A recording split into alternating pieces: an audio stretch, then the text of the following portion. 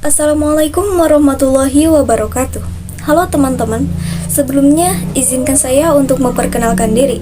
Nama saya Eka Kartika Dewi Rahayu, perwakilan dari kelas 12 OTKP SMK Bina Mandiri 2. Saya mengucapkan selamat Hari Ulang Tahun Bangsa Indonesia yang ke-76 tahun. Semoga negara kita ini lekas membaik dari keadaan yang kurang baik menjadi lebih baik. Merdeka! Nah, jadi teman-teman, untuk mengingat jasa para pahlawan yang telah gugur di medan perang, saya akan menceritakan salah satu biografi pelopor yang memperjuangkan hak-hak wanita, yaitu Raden Ajeng Kartini. Dimulai dari kelahirannya pada tanggal 21 April 1879 di Jepara dari pasangan RMA Aryo Sosroningrat dan MA Ngasiran. Ayahnya saat Kartini dilahirkan adalah seorang calon bupati Jepara, sedangkan ibunya adalah anak dari mandor pabrik gula. Dikarenakan peraturan saat itu mengharuskan seorang bupati beristrikan bangsawan, ayah Kartini akhirnya menikah lagi dengan Raden Ajeng Wurjan yang merupakan keturunan langsung dari Raja Madura. Buat yang belum tahu, pada era tersebut, seorang perempuan akan dijodohkan di usia dini dan sebenarnya Kartini bisa dikatakan memiliki keistimewaan karena bisa sekolah. Membicarakan biografi singkat Raden Ajeng Kartini tidak akan lengkap jika tidak membahas masa remajanya. Di masa remaja inilah Kartini mengalami pinitan dan juga lepas dari pinitan. Bagaimana bisa begitu? Semua berawal ketika Kartini lulus dari Europesci Lagiri School, di mana ia mulai dipinit. Selama menjalani masa pinitan, kegiatan Kartini berkutat pada belajar memasak dan belajar menjadi istri yang baik sesuai standar di masa itu.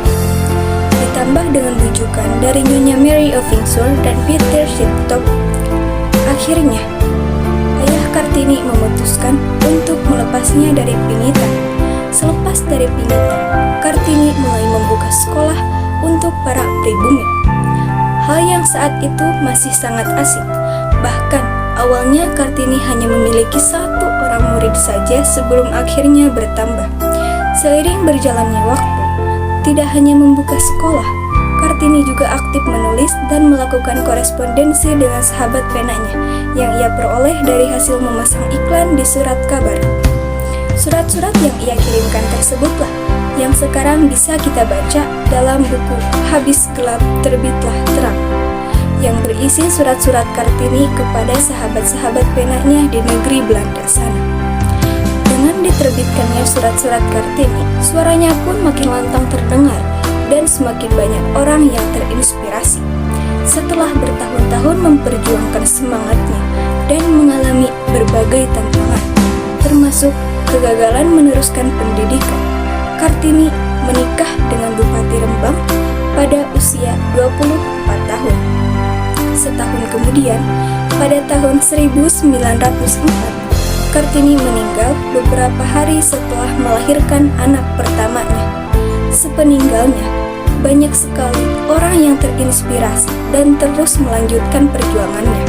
Salah satunya adalah keluarga Van Deventer, tokoh politik etis, yang membuka sekolah Kartini pada tahun 1912.